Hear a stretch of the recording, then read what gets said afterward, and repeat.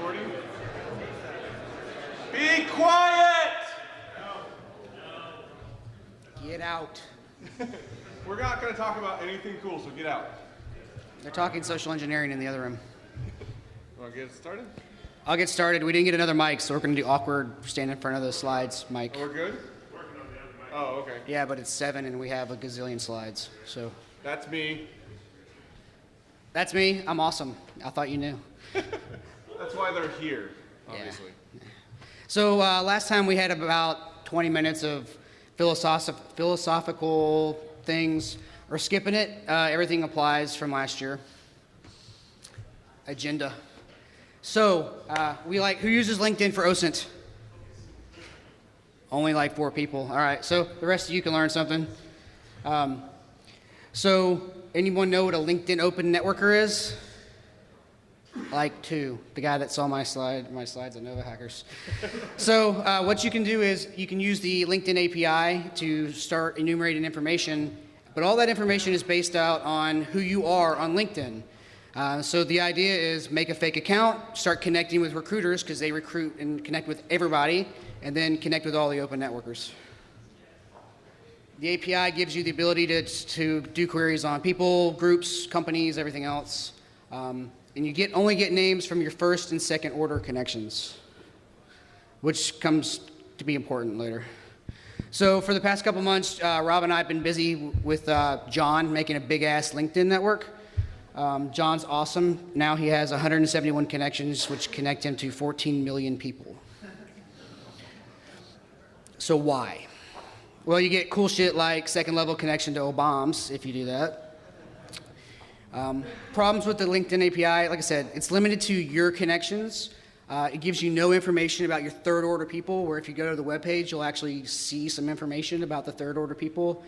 And the total number of results you can get even via the API is going to be limited to your user account level. So if you don't pay, you get 100. If you pay, you get a lot more. So some examples. There's me. I've been on LinkedIn 4 or 5 years. So against Palantir, I have 12 second degrees, and John has 124 and 3 first degrees. Those are all recruiters. Is that useful if you were to do a pen test against Palantir? Cool. Got a couple nods. Pfizer, 31 second degrees, 553 second degrees for John. John's existed for like 3 months. Yeah, John's active. Bank of America. So it's kind of important to highlight here. I actually have a friend that works at Bank of America. They're blocked out, but John has 1,000 second degrees and I only have 258, and I actually have a first order connection.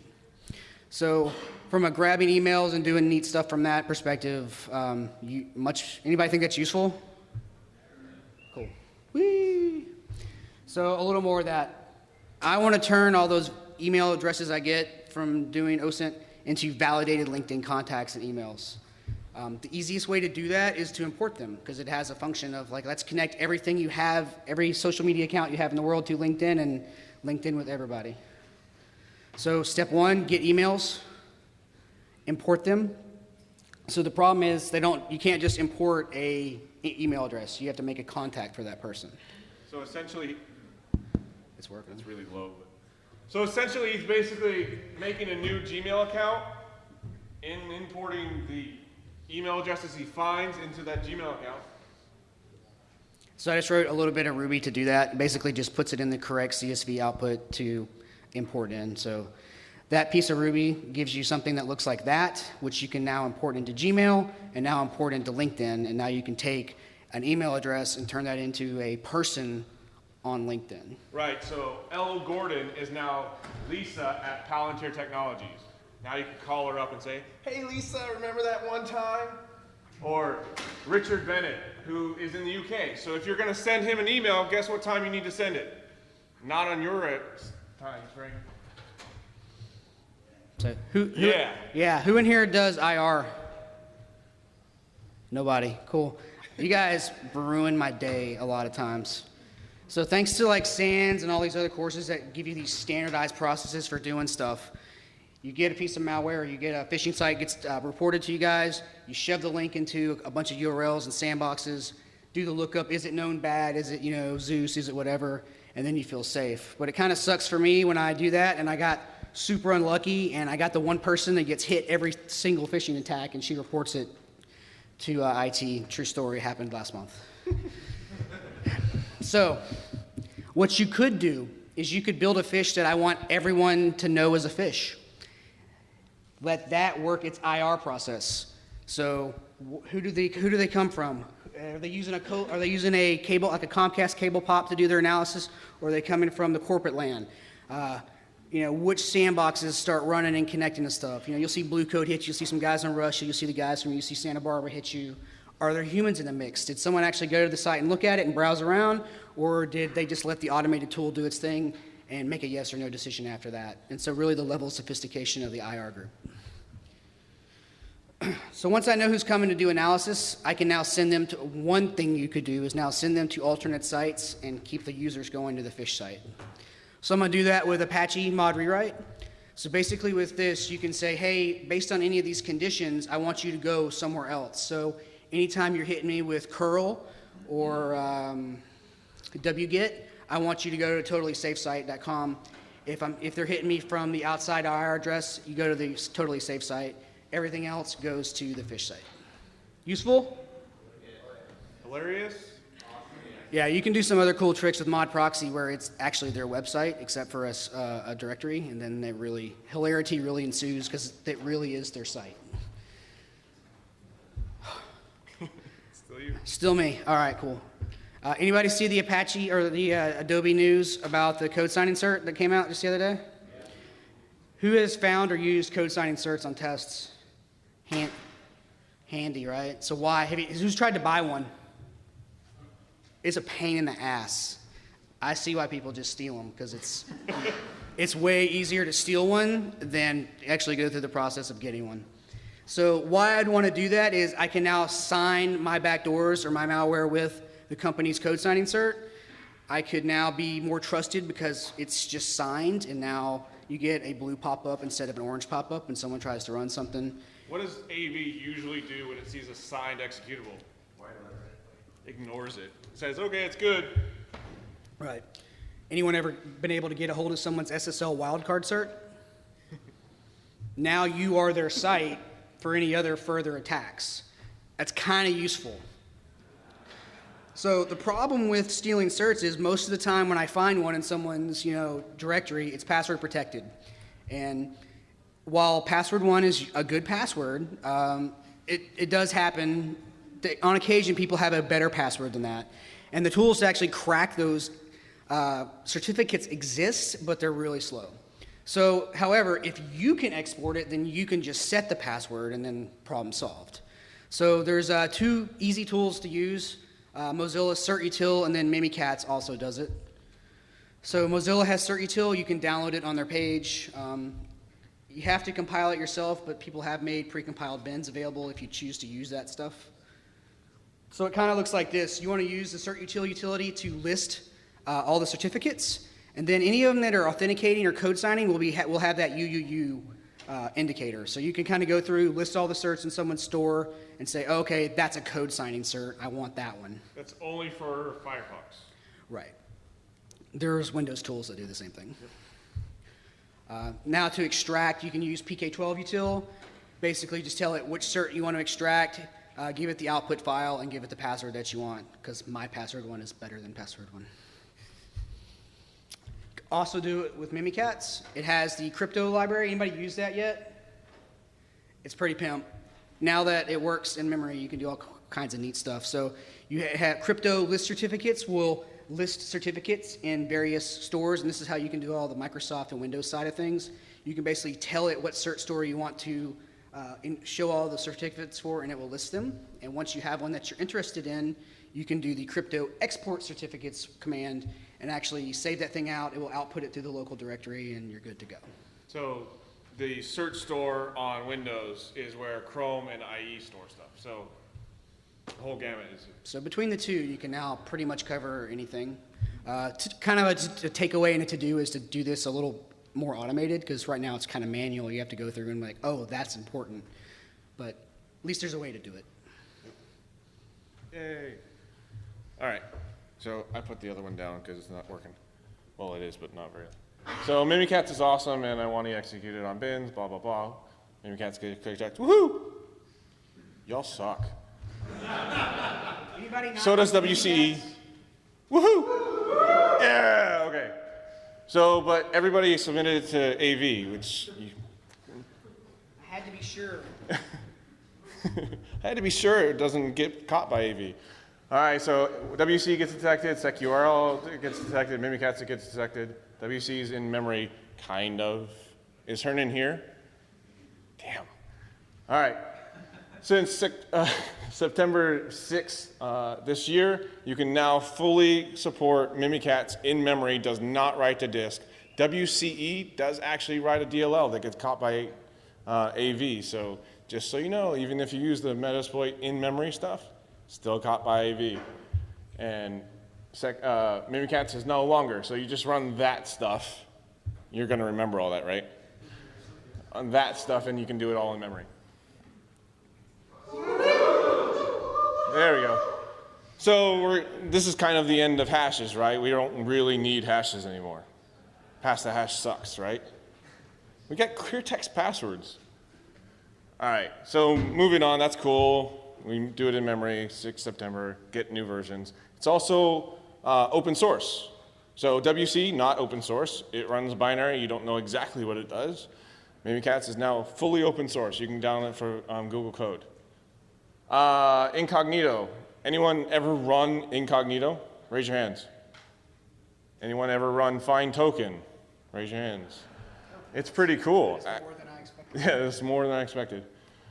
Find token does some really cool stuff. It says, where's the logged on users? It does this via a API call.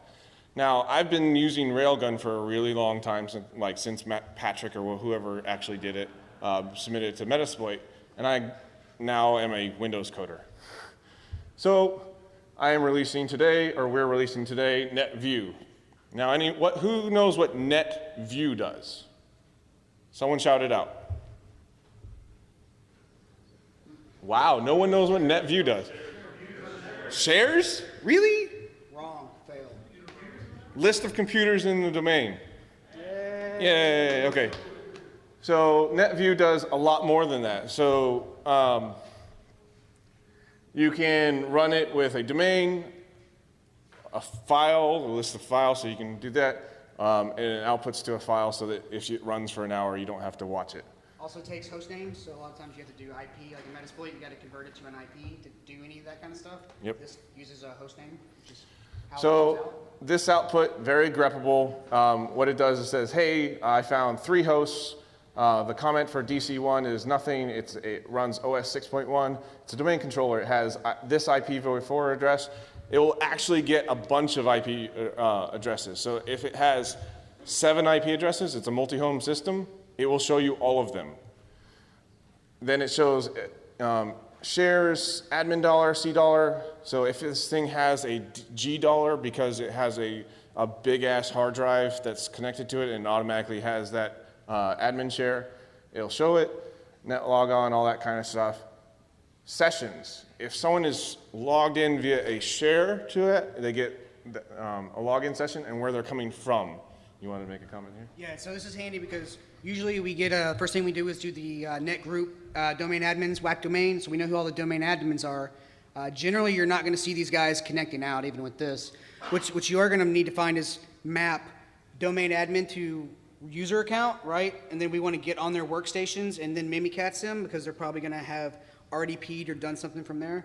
So with the enumerating session info piece, you can actually see, domain admin's regular user account connecting to the domain controller, connecting to the other thing. Once you know that, you can grep for that. You know their workstation, and then you can kind of go Mimikatz from there.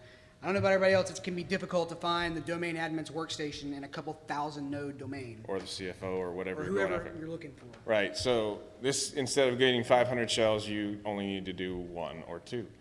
So logged on users, just like find token. So I incorporated find token and NETVIEW and all this crazy stuff into a single binary, and it's already on GitHub. Woohoo! Anyone find that useful? Like, it shows you a bunch of stuff. So it takes your enumeration of your domain from a week down to about 5 minutes. I ran it across a large domain, and it took about an hour to finish. So that's like 300,000 hosts. And anyways. It's awesome. We've been using it for about a month. It's great. So dropping binaries is a necessity sometimes, but unless you you name your bin SVC host or SVS host, you don't want it to look like this, right? Meet Ditto. Ditto does one thing very well.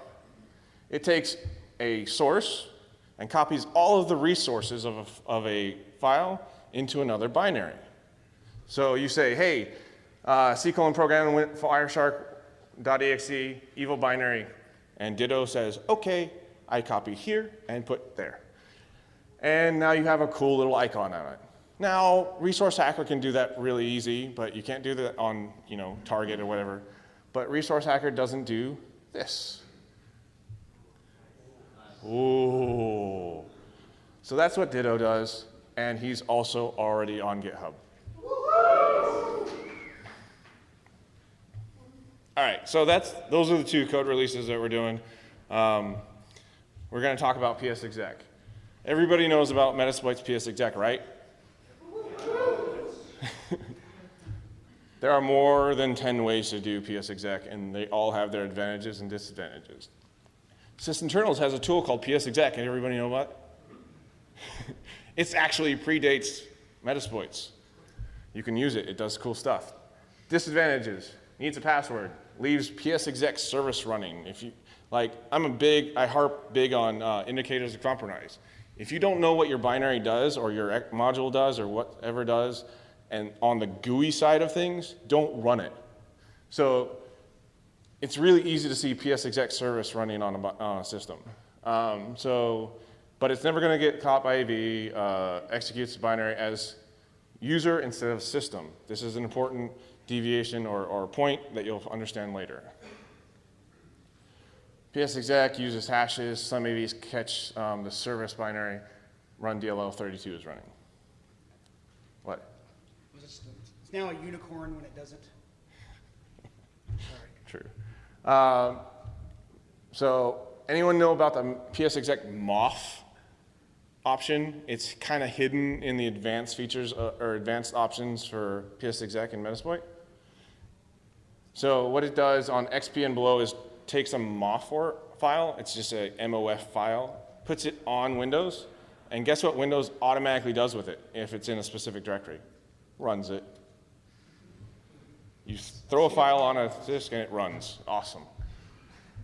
So it requires you to have access to the admin dollar, and right now it's XP only because Metasploit doesn't have the ability to compile MOFs yet.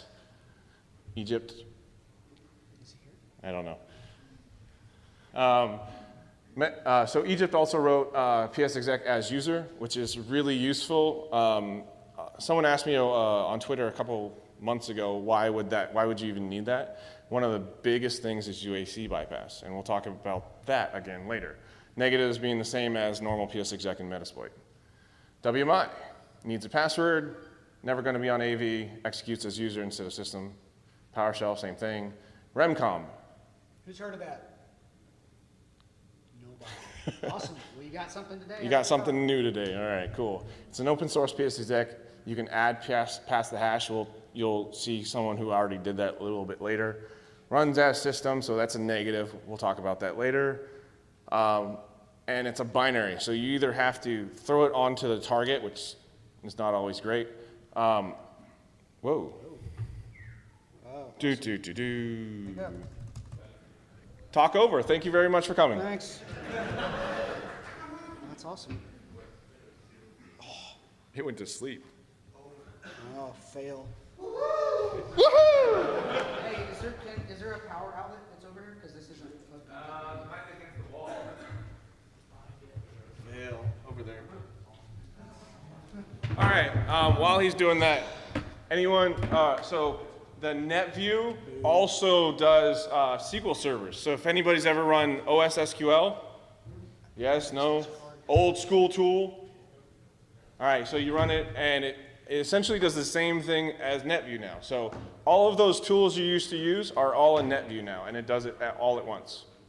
Cool? And Ditto's really simple. All it does is copy resources. Working on it.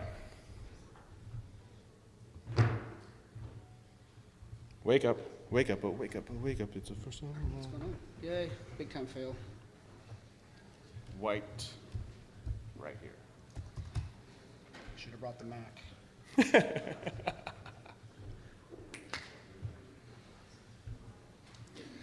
Maybe asked out, dude. And from now on, we're going to draw slides. Can you, shadow puppets? Can you just push power up? Yeah, I'm trying. No, hold power.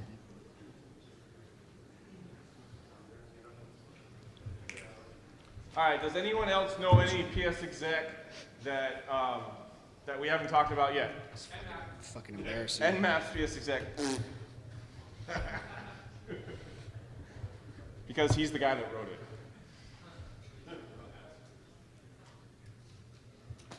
It's starting. Call WMI and? To write a mod file out to a directory they call PowerShell, read a WMI to execute it, and launch Whoa. Oh, I oh. actually got to him. via PowerShell or vice versa, and you can actually compile stuff in and run injects, like using Power Syringe into a user process when that process executes. So when they execute Explorer, inject that, and you can use the proxy or whatever else. Everybody hear that? No. No. No. Here's Chris's password. Sorry. What are mod files? What are mod files? Why does that work? Why does that work? So they're sort of, well, on Windows XP they're not compiled, but or they're sometimes, but Windows 7 they're compiled like WMI scripts basically. That's all they're really doing.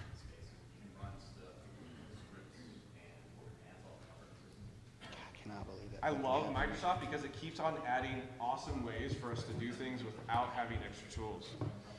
Everyone liked PowerShell. It's an awesome tool, right? Almost there. Almost there.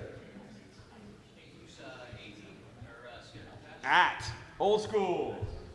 Actually, we'll be going over that in a few seconds.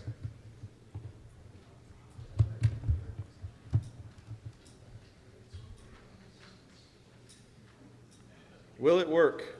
Does it blend? Oh. Yay, boo. Yay. Source detected.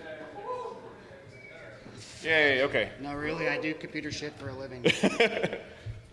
Ramcom, WinEXE. All right, continuing on. WinEXE. Everybody heard of WinEXE? It's on his blog. You can find it out there. Same problems, same negatives, positives. SMB exec. The guys who wrote SMB exec in here? No? Okay, they wrote some awesome stuff. Pure Hate did it as well. So same issues, same problems, same positives. Passed the hash for 15 years. Some of those guys might be in here. You guys here? Boo. Well, thanks. All right, so while this isn't PSEXEC, it's definitely something you need to know about. It's actually a package inside of Backtrack, so all of you guys who use Backtrack can easily install this stuff. SMB mount, SMB client, Firefox. You can pass the hash with Firefox. Cool. Awesome. RPC client. Anyone know what RPC client is? Use it constantly. Yeah, you should check it out. Again, blog post over here. Hi, Zach. Hi, Zach. Are you in here? Aw, boo. So Zach Faisal stuff, it's a web app that does persistent SMB relaying. So it'll take one connection in, and then you can issue it multiple times to different hosts, which hasn't been done before, at least not publicly. So the Core Impact guys, A long time ago, they released Impacket. Anybody remember that? It was like 5 years ago. It's set dead for a long time. They just started reworking on things, and included is a rimcom script that accepts pass-to-hash, and then a whole bunch of other things, MSSQL libraries, RPC dump, SAM dump, all kinds of cool libraries that support pass-to-hash, and you can get it there. WinRM. Anyone know what WinRM is? I'll tell you a good story about this. Guys at where I work came up to me and said, hey, could you check out this new Windows management tool that we want to use inside the environment? And I said, sure, no problem.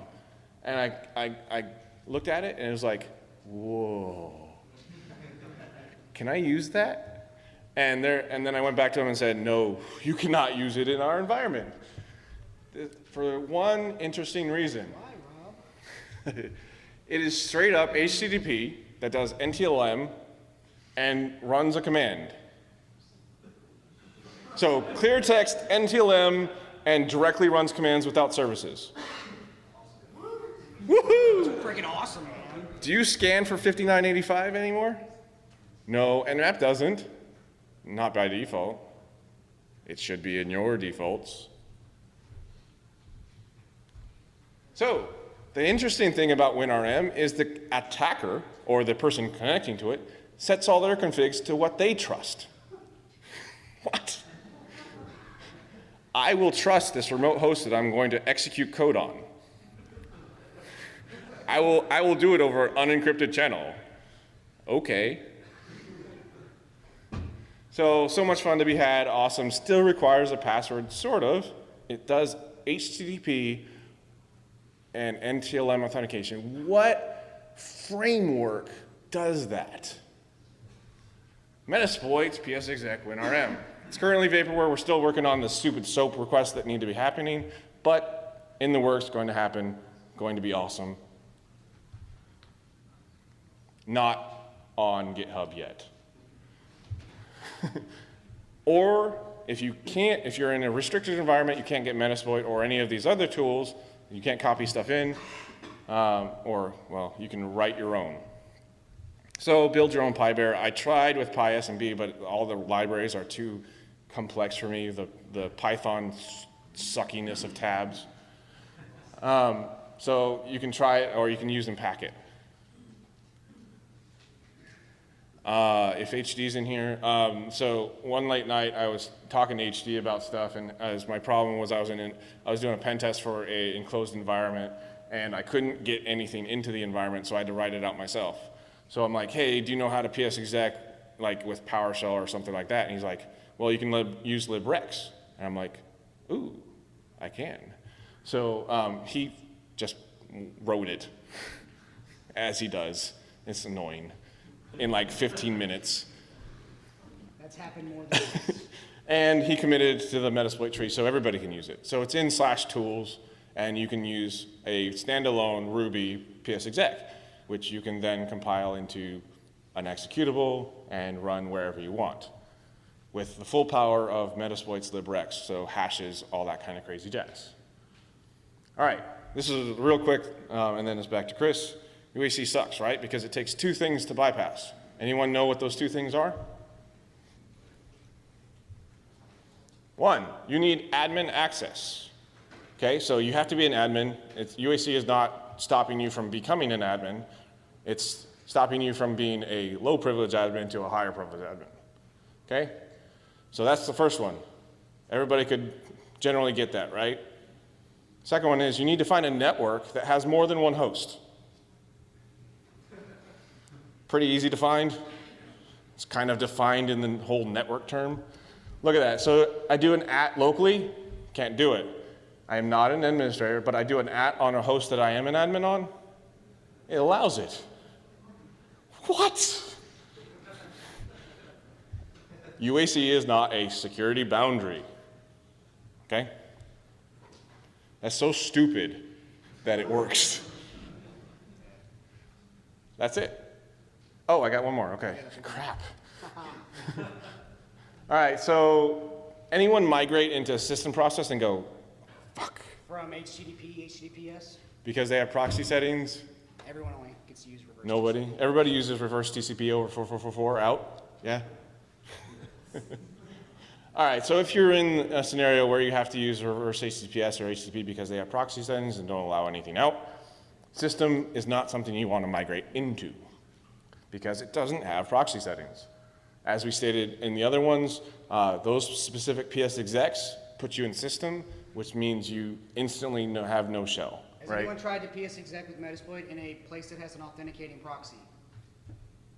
Did it work? No. It doesn't, for that very reason. So you can do it this way. For OS versions Vista or below Vista, it has a bits admin version of 1.0 or 1.1 or whatever, which doesn't have these settings. So if you just SMB upload the correct bits admin, or a newer version, 2.0 is fine, you get this awesome function /util/set IE proxy local system. And now system has a proxy setting. Yay! Please, please, please, please, after you're done, set no proxy so that you don't have system having proxy settings all over someone's network and you make it easier for the real attackers. So we're trying to do good here, right? Yes. Bullshit. So the MSF PSEXEC to your heart's content after it has a proxy setting. Metasploit does not use the Win HTTP proxies, but if you write something that does, here's how to do it with those. Slides will be online later. Registry poking. The first way I thought about doing this was in the registry with the proxy setting of proxy settings per user. If you set it to 0, guess what it does? Makes it system-wide. So if it is system-wide, that means the proxy settings work for system, network service, and everything. Breaks a lot of stuff, requires a reboot to actually initiate. Yep. Awesome. And that's it for me for a while. Yay. All right. Yay. Dude, I'm going to owe so bad after this. All right, so setup. Who doesn't love remote access Trojans that come in Windows for you? Who's used bits? If you have Windows, you use bits. That's how it's downloading all your updates. So basically, it's a file transfer service. Motherfucker. Go away. So there's basically 3 jobs. I'm leaving it. Deal with it. Yeah, fuck it, I'm dealing with it. So you can do download jobs, upload jobs, then upload, it went away, reply jobs. We're mostly concerned with the first 2. What? You wanted to come back? Just give it a minute. So basically, you have to set up a bits server. I think you can do it with Apache, but I know you can do it with every flavor of IIS has a plugin to do that. You then use PowerShell to do the actual uploading and downloading. So you import the bits library, bits transfer, and then you can download basically start bits transfer, the remote address and file that I want to get, and then where I want to put it on the local host. Pretty easy. Anybody used this yet to get stuff in? Couple? It automatically uses proxy settings. So yeah, it's already set. Same thing for uploading. Start bits transfer, the source, the file locally that I want to upload, and the destination where I want to do it, transfer type upload. Pretty handy. And then it does that. If you want to do a really big file, bits is really awesome. It will just break it into chunks and do it when the network's not too busy, and it does a lot of cool, smart things for you. So the user's connection won't like totally tank while you're doing it. Or go really high up. And it looks like this. It's basically a bunch of post requests for the upload, and I think it's GET requests for the other one. PowerShell. Is Carlos here? Man, no one came to the talk, dude. Fuck it. All right, so PowerShell's awesome. You can do stuff like this, and anything you can do stuff like that. This is the most important function of PowerShell. That's awesome. That's all you need. So it does a lot. So everybody checked out Matt Graber's Exploit Monday and PowerSploit. Has everybody seen that? Yeah, that's pretty awesome. Carlos has been doing a whole bunch of blog posts on it. And I really haven't found a feature in Meterpreter that you can't do with PowerShell if you're willing to code it. Awesome. Would anybody disagree with that? Cool, everyone agrees. I win. So cool examples of stuff that people put out is the PowerShell hash dump that's in set. Dave Kennedy talked about it a while back. You can do various payloads in Metasploit now support using PowerShell to exec the payload. PowerSploit and PowerSploit. You can do DLL injection, shellcode injection, and some other things a la PowerShell. You can port scan with it. Everybody know you can port scan with it? Cool, a couple people. So this one will show you, I want to look for all list of ports. You can port sweep with it. It's pretty much the same thing. Anybody run into the execution policy problem? You have a question, or you just, oh, yeah. So Dave's way smart and figured out that maybe, I think it was Dave. So you can basically do that. You can run any script you want with that command, and it will just run whatever PowerShell you want. Bypass was a good idea. So that does require PowerShell 2.0 and above. So if you have an XP box that's got it, it's probably got the wrong version, but Windows 7 and above, it's the right version by default. You can use the encoded command, so create command stuff from set, and then Carlos just dropped this PSEXEC. Basically, you can take a PowerShell script, it shoves it all on base64, encodes it, and then you can use that command to actually execute the base64 encoded blob, which is handy. Because you kind of run into issues of getting Metasploit, if you got a Metasploit shell, to actually get that PowerShell thing to run because it's interactive. Anybody tried to drop to PowerShell from Interpreter? What happens? Nothing. Yeah, that's the awesome part. So if you didn't lose your shell, you can at least try again. So, and I got way off track there. Metasploit also drops payloads via the version 1 of PowerSploit method. So you can, any payload you want, you can actually output to a PowerShell file. I did a blog post on the problems with 64-bit systems. So if it's a 64-bit system, you actually need to do the 32-bit PowerShell if you run 32-bit payloads, or else it will run it with 64 and it will crash and burn on you. The other way to run them, if you don't want to use the Carlos's method, is just run it as a bat file. So within Meterpreter, you can just call a bat file, and that will actually run just fine. So, you know, our bat file has our bypass, it has our script. Run it that way, and then you can get your shell. Useful? Cool. Yeah. Woo! So, would a WebDAV server be handy to download things from? Yeah.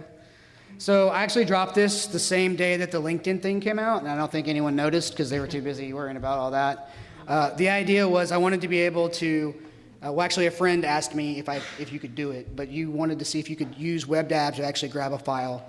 And I extended that to say, well, I want to have Metasploit generate me one, or I wanted to host my own local file and download it. So it looks like something like that. You set it up on the other end, you net use the IP of the system, and then you copy IP documents to executable, then where you want it. All right, did you want to say something about that? You're going to talk about it. Rob's going to go into detail what happens when you do that and why that works. And it kind of looks like that. So it will basically try SMB, will fail, then it will go into doing the WebDAV method and eventually download either your local executable that you specified or a Metasploit generated binary. All right. Who's run the NBNS spoofer on a local assessment? Come on. That's the best module on the planet. All right, so essentially what it does is spoofs NetBIOS traffic, right? Anyone use the WPAT attack? One or two? Wow, you guys suck at pen testing. I really want to know what you're using, then. I'm evidently missing the boat. Yeah, I don't, like, what cool stuff are you guys using? Pixie dust. Awesome. So one of the, nice. I'm done. Password 1. Right answer. So the problem with LAN-based attacks is that you can only do them on a LAN, right? Like NetBIOS spoofing and all that. There's no tools out there that can really do all the cool stuff that you can do when you have a physical box right there on the network with your attack tools with it. Or are there? So while we're on the subject of WebDAV, I want to access share 3 on. And on a system, I can say, hey, Windows box, I want to access share 3. If that Windows box does not have share 3, what happens? It says, go F off, right? Is that it? Is that what happens? Yes, Windows, we know, no, yes. Yes. Actually, what happens if the web client thing is installed, which is XP and blah, blah, blah, disclaimer. It says, I want to access share 3. I don't have share 3 on SMB. Then your Windows box then goes and says, hey, Windows box, do you have it on WebDAV? Automatically. So if you're following along at home, Windows is always, unless otherwise disabled, listening on 445. So you can't really bind on 445, right? So you can't say, hey, Windows box, don't listen on that. I'm going to listen on, that for you as an attacker for victim 1 from an external. So this is all external, right? But it's rarely listening on 80. So guess what I get to do? Say, hey, fake NetBIOS NS. Anyone ever heard of that one? I just found it on the net and re-released it. It's not mine, so if they decide to tell me to take it down, I will. But it's a binary that does, it's a Windows binary that does NetBIOS spoofing. So you throw it on a victim, which isn't going to be detected by AV because it's part of the honeypot project. And you say, hey, spoof everything on this network, and all of it will come at you. And if they're trying to access share 50 on the net share, and it does NetBIOS spoofing and goes back to victim 1, he's going to say, I don't have share 50. And then it'll go try on WebDAV. Meet port proxy. So port proxy is a very easy way of listening on a victim without having to do anything special. And it's built into Windows. Thank you, Microsoft. It does port forwarding for IPv4 to IPv4, V6 to V4, V6 to V6, V4 to V6. So I can say, hey, listening on 80 on the IPv4 address and ship it out over IPv6 over Teredo. So I am essentially bypassing every single protection you have over IPv6 because it's tunneling IPv6 out. And with your powers combined, I get shells and hashes externally.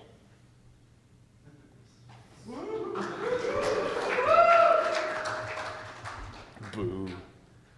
So this is why. It says, hey, give me share 3. It says, okay, you're on my intranet. I'm going to auth, right? That port proxy happens. It auto-auths, and the hacker has this hash. Normally, in a functioning environment, Windows will not automatically authenticate to an external host. It's a security feature, but it will to an intranet host. So all you have to do is make your victim 1 your patient 0, right? So you say, hey, I am listening on 80, I'm shipping it out over IPv6, and guess what? You get all the hashes. Yay! The other cool thing about SMB relay is you can't go to the same host if it's the same protocol. So they've switched to WebDAV. That means you can go back over your interpreter session over SMB. So you can authenticate as the guy that just authenticated to you to their own host and get a shell. Awesome? You guys suck. It's late. It's awesome. So respectfully, I refrain from any inside-out Google images because I'm taking the external to, internal to external. So I didn't put that on there. You're welcome. Hey, man, we made it through the slides. We did make it through the slides. That's awesome. Anybody use DNS payloads on pen tests? Cool. So quickly, what's publicly available? You've got the Canvas DNS module, DNS Cat from Skull Security, DNS Cat that's a Java library that I didn't get on there, and then the Metasploit DNS payloads. So Canvas uses DNS text records to do its thing. It's been a while since my Network Plus, but it looked correctly formed when I looked at it in Wireshark. The problem with it is it directly connects to the host on UDP 53. How many people let that out? How many people think that's normal for a host in your network? The one IR guy, is that normal? Right. So that's not normal. Anytime that you would probably need to pull out the Kung Fu and do a DNS payload, they're not going to be allowing that kind of crap out. So anybody, I've never pen tested anybody good where I've gotten to the point where shit, I need to try a DNS payload that it worked. And it looks like that. So that doesn't work. It works in the lab. That's where everything works. Maybe it works in that lab. So Skull Security, Ron, thanks for coming. The one person showed up. Uses DNS requests. I think it's correctly formed. He made a Metasploit payload that kind of needs to be updated, which would be awesome if he did. It kind of works. Kind of works in the lab. So you can use the DNS cat server, and Metasploit will handle things. It kind of works. Again, not to bash it, it just never worked for me in real life. I think because of the same reason, it's going out and just doesn't work. It just doesn't work. It just doesn't work, but it's awesome. It works great when you play with it. So it looks like that. DNS cat, anybody seen this? The Java version? The Java version. So it comes as Java libs. It's actually fairly straightforward to get working. The problem is all it does is echo. You can chat between two hosts. You could chat. To actually do something useful, you've got to write some code to either call an exec method, or on the website it says you want to do a point-to-point tunnel through there, which basically makes it Unix only. So not so useful. Looks like that. So currently there's no full DNS payloads in Metasploit, aside from the DNS cat payload, which is not in trunk. There are a couple payloads that will actually go over DNS and fetch you another payload.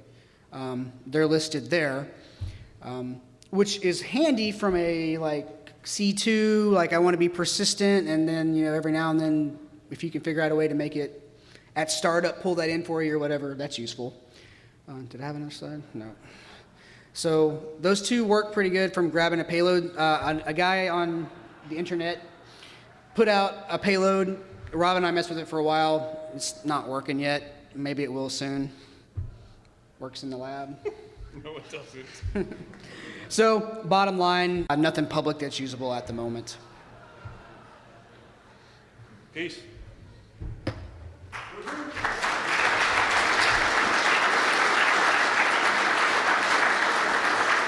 I think we have 2 minutes. Is there a question? That one? That one? This one?